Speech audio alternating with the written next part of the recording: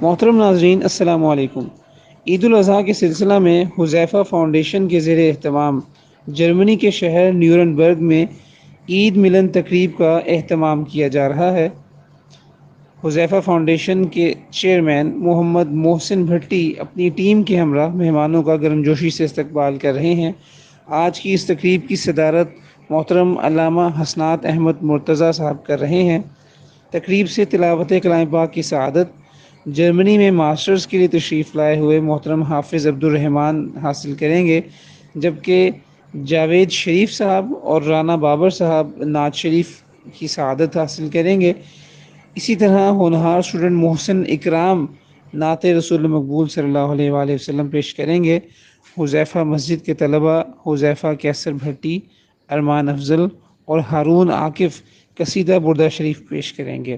محترم علامہ حسنات احمد مرتضیٰ اس موقع پر عید کا خصوصی پیغام اپنی گفتگو میں پیش کریں گے اور تقریب کے اختتام پر ظہرانے کا کھانے کا اہتمام کیا گیا ہے، جبکہ اجتماعی دعا بھی کی جائے گی۔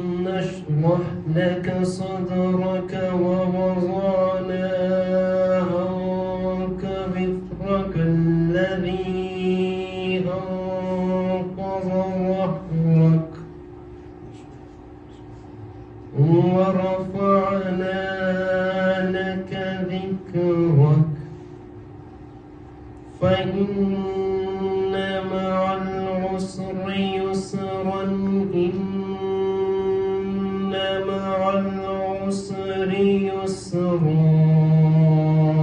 تو سورہ انشراح کا پہلا میسج سینوں کا کھلا ہونا اور بوجھ کا دور ہونا، اور دوسرا میسج جو ہم سمجھ سکتے ہیں کہ اللہ رب العالمین نے اس صورت میں اپنے محبوب صلی اللہ علیہ وسلم کی شان اس انداز میں بیان کی کہ وَرَفَعْنَا لَكَ ذِكْرَكَ، محبوب آپ کے لیے آپ کے ذکر کو بلند کر دیا۔ ایسے اکثریت نوجوانوں کی ہے، یقیناً زندگی میں محبت کے تجربات ہر ایک کی لائف کا حصہ ہوتے ہیں۔ تو بعض اوقات بندہ جس سے محبت ہونا تو اس کو کہتا ہے یار تیرے لیے میں نے یہ کام کیا، ویسے تو میں نے نہیں کیا، تیرے لیے آیا ہوں، آپ کے لیے۔ تو یہ جو آپ ہے نا، آپ کے لیے، تو یہ ایک محبت کا انداز ہے۔ عربی میں اس کو کہتے ہیں لاکا، آپ کے لیے۔ اب دیکھیں، رب معبود ہے اور مصطفیٰ محبوب ہے۔ رب کہتا ہے وَرَفَعْنَا لَكَ ذِكْرَكَ، محبوب آپ کے لیے ہی میں نے آپ کے ذکر کو بلند کر دیا۔ یہی وجہ ہے کہ جہاں جہاں رب کا ذکر ہوتا ہے وہاں وہاں مصطفیٰ کا ذکر ہوتا ہے۔ اذان ہے، اللہ اکبر آپ کہتے ہیں تو اشہد ان محمد رسول اللہ۔ واحد موقع ہے کہ جب ذبح کیا جاتا ہے جانور کو تو اس وقت صرف اللہ ہی کا نام لیا جاتا ہے، کیونکہ رب کہتا ہے میرے محبوب کو میں نے رحمت للعالمین بنایا ہے، اس لیے اس موقع پر صرف میرا نام لیا جائے، اس لیے کہ رب رحمان بھی ہے، رحیم بھی ہے، وہ جبار بھی ہے، وہ قہار بھی ہے۔ جس خواب میں ہو جائے دیدار نبی حاصل، جس خواب میں ہو جائے دیدار نبی حاصل، اے عشق کبھی مجھ کو نیند ایسی سلا جانا، اے عشق کبھی مجھ کو نیند ایسی سلا جانا۔ یہ مثنوی شریف کی بڑی معروف کتاب ہے۔ تو وہ فرماتے ہیں کہ ایک تاجر تھا، وہ کہیں دوسرے شہر میں گیا یا دوسرے ملک میں گیا، تو وہاں اس کو ایک پرندہ بڑا پسند آیا۔ آپ جانتے ہیں کہ کچھ پرندے بھی باتیں کرتے ہیں، وہ ایک طوطا لے آیا وہاں سے، تو اس سے وہ باتیں کرتا روز۔ تو کچھ سال گزر گیا، تو جس وقت سال گزر گیا تو اس کا دوبارہ اسی ملک یا شہر میں جانے کا اتفاق ہوا۔ وہ طوطے کے پاس آیا اور اسے کہنے لگا کہ میں دوبارہ ادھر ہی جا رہا ہوں جہاں سے تمہیں لے کے آیا ہوں، تو اگر کوئی میسج ہے تو اپنے ساتھیوں کے نام دے دو۔ تو اس طوطے نے کہا کہ میرے جو باقی ساتھی ہوں گے ان کو سلام دینا اور ان سے کہنا کہ تم آزاد فضاؤں میں گھوم رہے ہو، کبھی اپنے اس ساتھی کو بھی یاد کر لو جو ایک پنجرے کے اندر بند ہے، بس میرا یہی پیغام ان کو دے دینا۔ وہ تاجر مولانا روم لکھتے ہیں کہ جس وقت اس وطن گیا اور اس کے ساتھی ملے تو اس نے طوطے کو کہا کہ تمہارا ایک ساتھی اس طرح پیغام دے رہا تھا، تو جس وقت اس نے سنا تو وہ درخت سے نیچے گر گیا اور یوں محسوس ہوا جیسے وہ مر گیا ہے، یعنی یہ بات سن کر کے میرا ایک ساتھی قید و بند کی صعوبتوں میں مقید ہے۔ اور پھر تھوڑی دیر گزری اور وہ پھر اڑنے لگ گیا۔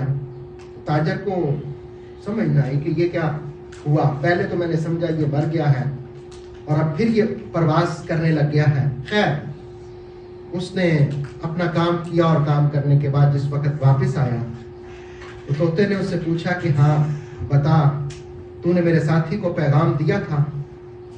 تو اس نے کہا کہ ہاں۔ اس نے کہا پھر کیا ہوا؟ اس نے کہا وہ بس گر گیا اور میں نے سمجھا وہ مر گیا ہے۔ تو اب جس وقت اس نے یہ بات سنی تو یہ بھی گر گیا پنجرے کے اندر ہی اور یوں محسوس کرایا کہ جیسے میں مر گیا ہوں۔ کافی دیر تک یہ اس کو بلاتا رہا لیکن وہ طوطا بولا نہ۔ تو جس وقت کافی دیر تک اس نے محسوس کیا کہ یہ تو واقعی مر گیا ہے تو اس نے پنجرا کھولا اور پنجرا کھول کے اس کو باہر پھینکا۔ جب باہر پھینکا تو وہ ایک دم سے اڑ کر کے درخت پر بیٹھ گیا۔ جس وقت وہ درخت پر بیٹھا تو اس نے کہا یہ کیا، میں نے تو سمجھا تم مر گئے ہو۔ اس نے کہا نہیں، اصل میں میرے ساتھی نے پیغام دیا تھا کہ مرنے سے پہلے مر جاؤ تو اللہ تمہیں آزادی عطا فرما دے گا، تمہیں حقیقی زندگی عطا کر دے گا۔ اسی کو رسول کریم علیہ السلام نے 1400 سال پہلے فرمایا تھا، موتو قبل ان تموتو، مرنے سے پہلے مر جاؤ تو اللہ تمہیں حقیقی زندگی دے دے گا۔ یہاں مرنے سے پہلے مرنے سے مراد یہ ہے کہ اپنی خواہشوں کو مار لو، اپنی خواہشوں کو کنٹرول کر لو۔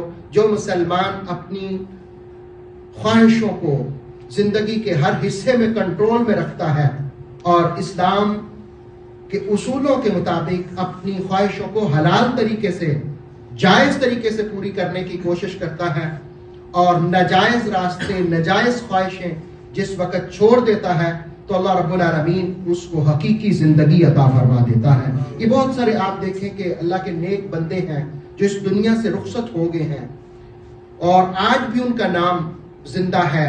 سید علی حجویری لاہور کے اندر، بغداد کے اندر سید عبد القادر جیلانی رضی اللہ تعالیٰ عنہ، انڈیا کے اندر خواجہ غریب نواز، ان لوگوں کا نام آج بھی زندہ ہے۔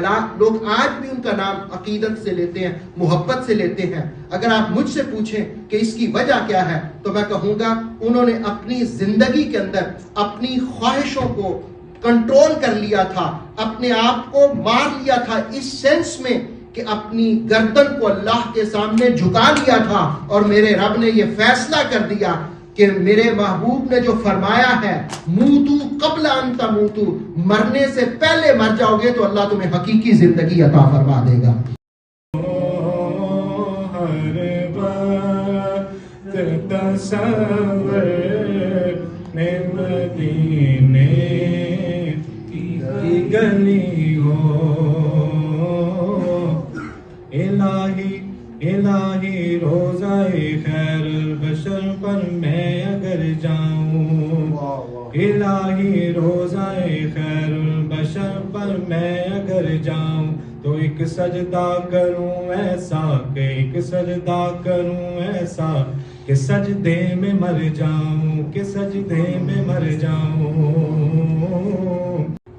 ہے روز عید بھلاؤ تمام شکوے گلے، ہے روز عید بھلاؤ تمام شکوے گلے، گلے ملو کچھ ایسے کہ دل سے دل بھی ملے، قدورتوں کو مٹانے کا وقت آیا ہے، قدورتوں کو مٹانے کا وقت آیا ہے، بھلاؤ رنجشیں موقع یہ پھر ملے نہ ملے۔ کیا خبر موقع یہ ملے نہ ملے، لیکن ویسے میری ایک بڑی پسندیدہ دعا ہے جو ہمیشہ میری خواہش بھی ہے، مجھے موت سے ڈر نہیں لگتا، میں کہتا ہوں اگر موت جب بھی آئے لیکن مدینہ شریف میں جائے اور مدفن جنت البقیع نصیب ہو، بالکل چاہے بہت جلد آ جائے، لیکن خواہش ہے، دعا ہے، جستجو ہے کہ اللہ رب العالمین آخری وقت شہر نور مدینہ طیبہ میں نصیب فرمائے۔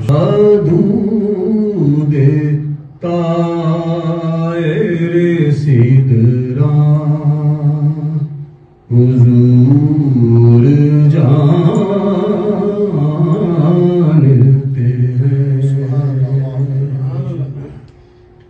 ہیں، دود طائر سدرا حضور جانتے ہیں، کہاں ہے عرش معلا حضور جانتے ہیں، کہاں ہے عرش معلا حضور جانتے